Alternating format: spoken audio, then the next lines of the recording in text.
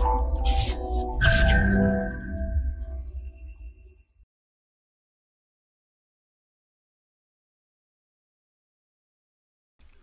friends, this is Gautam Pandey coming up with the next round of बस 5 minute.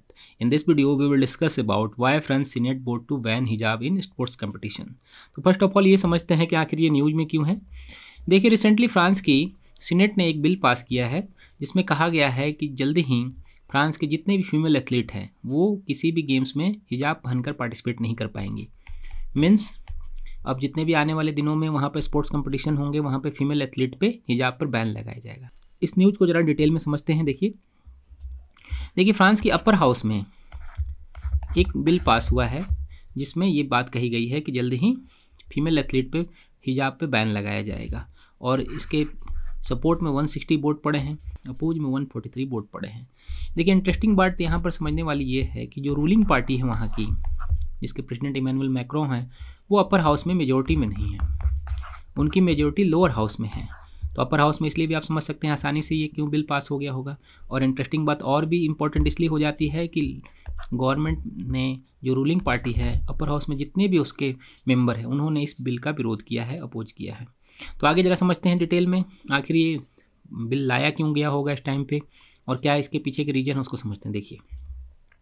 देखिए सबसे बड़ा जो वहाँ की अपोजिशन पार्टी है उनका कहना है कि गवर्नमेंट, जो करंट गवर्नमेंट है, उसका स्टैंड क्लियर नहीं है रिलीजियस सिंबल से रिलेटेड. जितने भी रिलीजियस सिंबल हैं उससे रिलेटेड गवर्नमेंट का स्टैंड क्लियर नहीं है. और स्टैंड से उनका मतलब क्या है, याद कीजिए फ्रांस में पहले से इस तरह की बातें चलती रही हैं. 2011 अगर आप याद करें तो 2011 में फ्रांस नेशन पहला वर्ल्ड का ऐसा पहला नेशन था जिसने बुर्का पर बैन कर दिया था. और धीरे धीरे हमने देखा था बहुत सारे यूरोपियन कंट्री ने इस बात को अपने यहाँ पर लागू भी किया था. तो बात अभी करंट की क्यों चर्चा में है इसको समझिए.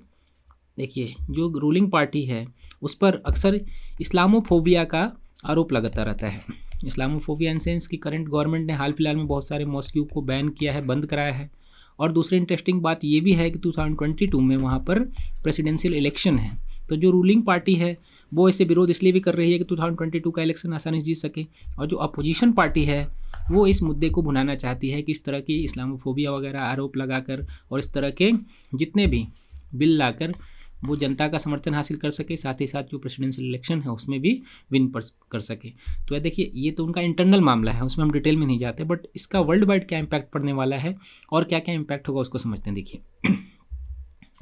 सबसे इंपॉर्टेंट बात यह है कि वहाँ पर 2024 में समर ओलंपिक होने वाले हैं पेरिस में.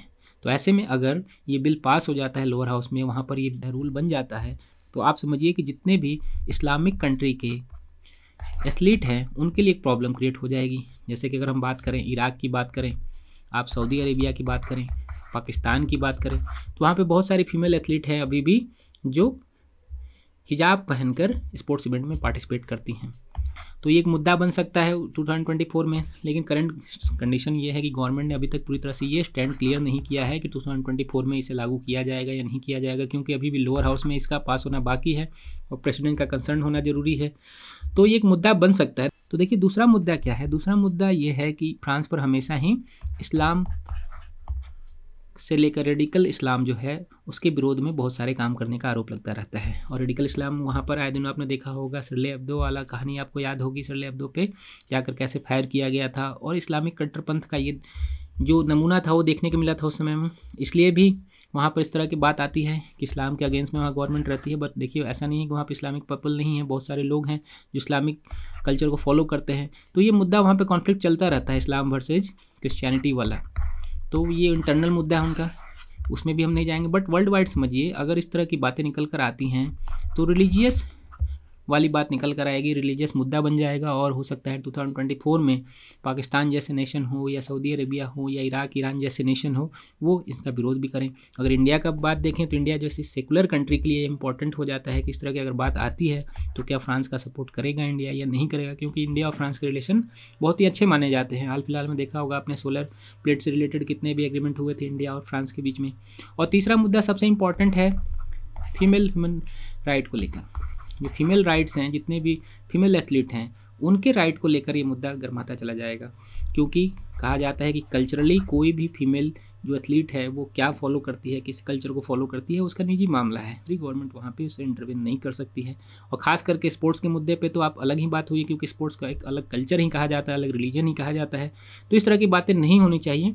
तो हम डिटेल में उसमें मुद्दे में नहीं जाएंगे, बट इतना समझना ज़रूरी है कि अगर इस तरह की बातें होती हैं, हम मान लीजिए क्या फ्रांस अगर लागू कर देता है, तो क्या 2024 का समर ओलंपिक सक्सेसफुल होगा या नहीं होगा, ये आने वाला समय ही बताएगा। तो होप आपको ये वीडियो समझ में आया होगा। इस वीडियो में फिलहाल के लिए इतना ही। Thanks for watching.